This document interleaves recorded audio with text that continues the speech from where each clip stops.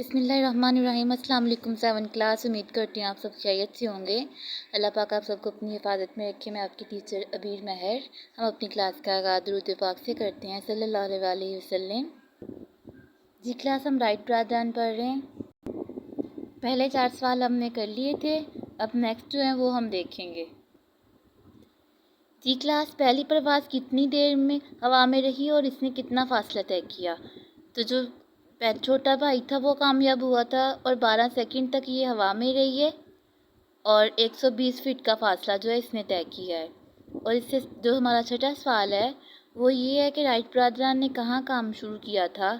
تو وہ انہوں نے کیا کیا تھا، کہاں پہ کیا تھا؟ ڈیٹن کے مقام پر ہوائی جہاز بنائی اور 1 ماہ میں 2 جہاز جو وہ تیار کر لیتے تھے۔ اس سے نیکسٹ کویشچن یہ ہے کہ برادران کی جہاز اڑانے کی کوشش کتنے عرصے میں کامیاب ہوئی تھی؟ 3 عرصے میں وہ کامیاب ہوئے تھے، 3 سال کے عرصے میں۔ پھر مسلسل کوشش کرتے رہنا، ناکامی کی پرواہ نہ کرنا کیا کہلاتا ہے؟ تو وہ استقامت کہلاتا ہے کہ آپ کوشش کرتے ہو تو ہی کامیاب ہوتے ہو۔ یہ آپ نے لکھنے بھی ہیں اور یاد بھی کرنے ہیں۔ اللہ حافظ۔